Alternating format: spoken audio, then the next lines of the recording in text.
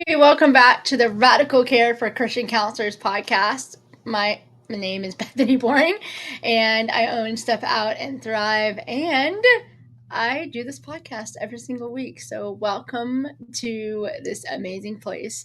And to help you know that you're in the right place, if you're a mental health professional, pastoral care leader, Christian counselor, or even someone who just really wants to grow deeper in relationship with other people, but also in the relationship with God.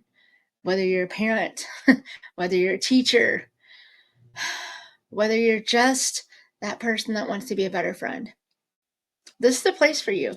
I believe that nobody should walk alone, including our counselors, including our pastoral care leaders, and that everybody should be able to be connected deeply within groups, but also have the ability and the know-how and the knowledge and the practice to facilitate groups well with other people. Because the truth is, one-on-one sessions is draining. It's healthy, but it's also draining. We can impact more people in these small group environments, and I want to make sure that we are able to do that. And that's what Step Out and Thrive does. If you're interested, you can check out more on BethanyBoring.com or StepOutandThrive.com and get connected that way and see all the upcoming groups that we have coming up.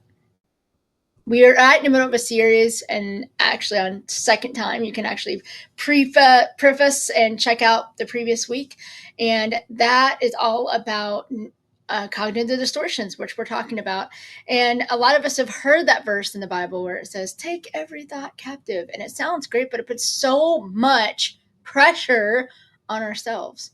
And we talked about last week when we were talking about our verse in 2 Corinthians chapter 10, I believe it is, that we really don't need to put that kind of pressure on ourselves. But also, we have to realize the power that God has given us is not to fight these weapons of flesh and blood, but is to really pay attention to the war that is going on underneath the surface, and to really pay attention to these lies and these thought patterns that not only we find ourselves believing, but where they're coming from, whether they're coming from people, whether they're coming from experiences, and to be able to invite God into that and how to do that. And so I explained last week my journaling process. My Rosebud is an app and a tool that I've used, and I've listed that down below. So you're welcome to check that out if that could be helpful, especially if you're one of those that like, I don't like to write and I don't journal at all. It's a great place to start.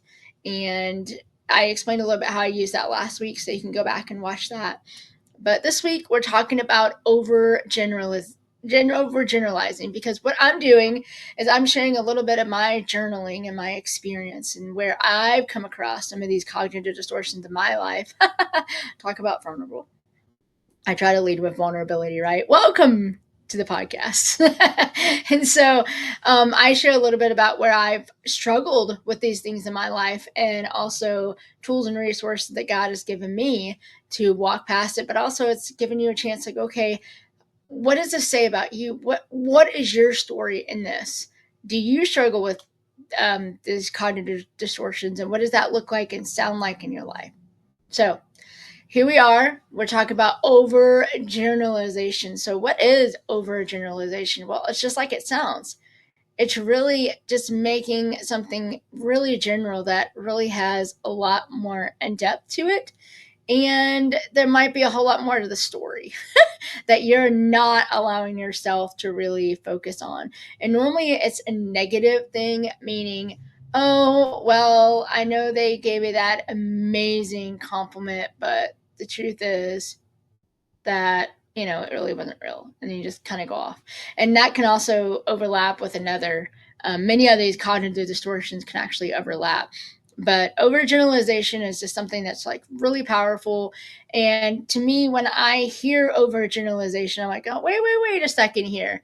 Let's go a little deeper. And it's easier almost for those that catch it than for those that are on the receiving side of it and are saying it and realize that they are doing it, because usually we don't.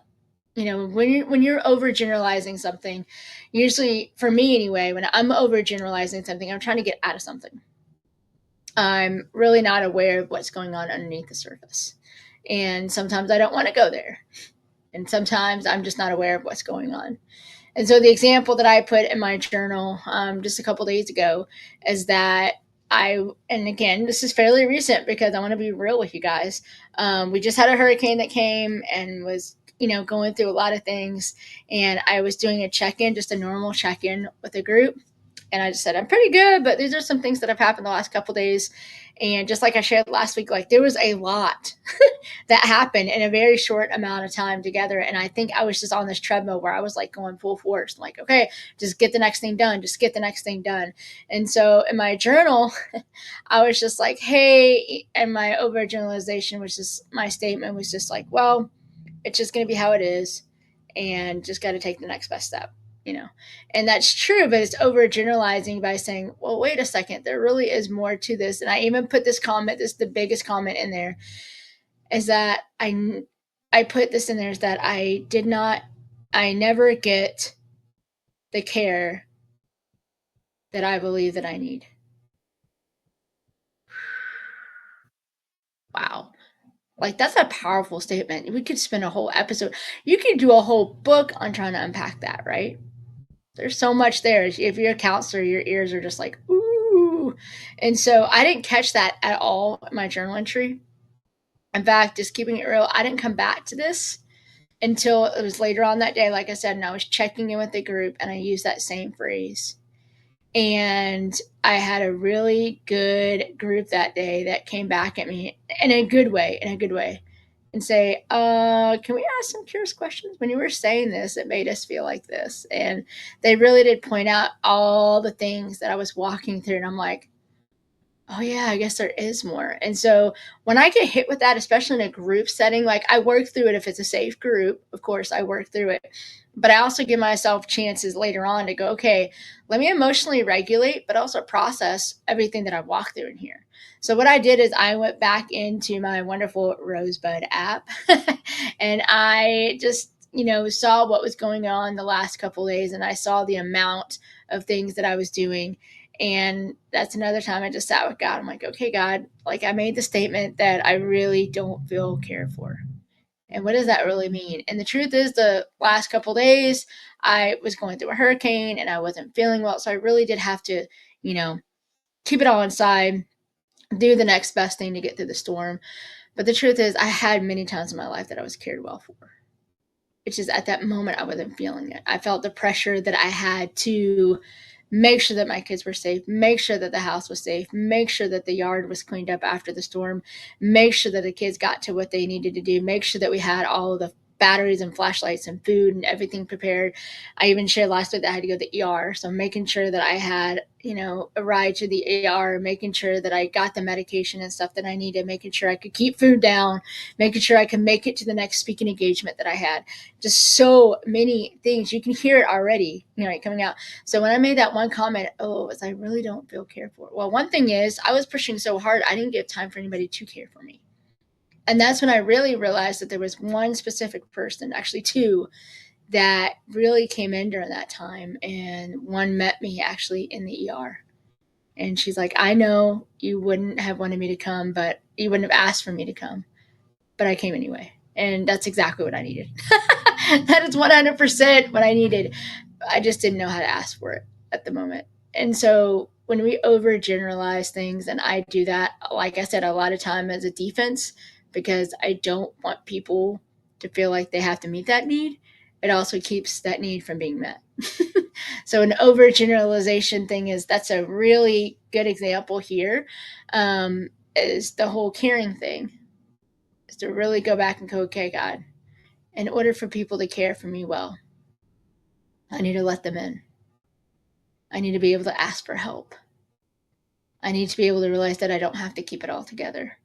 And that ties right back into what we talked about last week, which is the whole all or nothing thing. I have to do it all. I have to do. And so you can just see how many of these cognitive distortions can literally play off one another. So it's not just like, okay, that's what that is, and this is the healing part for that, and this is all I have to do. It's literally understanding that it's not true, taking it to God and letting Him be the amazing, great counselor that He is, and saying, okay, God, talk to me more about that. Why am I overgeneralizing this? Why do I not want to go deeper with this statement? Why am I so comfortable for just saying I never get cared for rather than really going deeper with that and getting curious with that. Why was I so scared when that was brought out to me in my group to really just go deep with him? What was going on? And you can just tell as I sat there with that, action that I took it, I went back to my two friends that really came up and came for me during that little bit of time. And I just said, wow, like I know I said thank you at the time, but I just realized how much I was going up against. And just thank you for being there for me. Thank you for coming for me. And I really appreciate you. So I really made sure I did that. But then also, I'm still working on the whole get off the treadmill thing, which I talked about last week. But that being said, overgeneralization, what does that sound like to you? There's several different examples. Again, I put a PDF down below, which is all about cognitive distortions, what they can sound like, and how you can notice those in your life, and just some easy questions, curiosity questions that you can ask God. God, okay, I'm noticing this in my journal. I'm realizing this. I heard this from my kid. I heard this come out of my mouth. What do you have to say about that? And let him really break it apart for you and see what he has to say. If you're one of those like me who just really want a journaling time where you don't have to sit there and process everything, where you can just let it all go and just let it all fly. If you like to journal like that, like I do, you might like the tool like Rosebud that I put down below, as well as one that I do use and I input as much as I feel like I need to input every day, and it helps keep track of some of my patterns. It helps analyze cognitive distortions. It helps me realize just how even my emotional regulation is during the week, what impacts me. It really helps me keep all that, aware of what's going on. Not that I can have control over all of it, but it's more of an awareness tool for me. So if that helps, that's there for you as well, and you can check it out. And again, we're going to keep on going through all of these, and I'm being vulnerable with you all. So I love hearing your stories as well. So if you would love to share how overgeneralization sounds like to you and what that looks like to you, I'd love to hear it. Feel free to grab the PDF. And also, if you want a free PDF to know how to start groups, to Workbook, go ahead and grab that on bethanyboring.com. I would love to connect with you. I would love for you to be able to be a part of groups like I got to experience, which really helped me realize this overgeneralization thing. It's really the work. We're always doing this work together. And so we'd love to have you. I hope you have an amazing week. And remember, dare to do more than just survive. Step out and thrive. Go chase his beauty.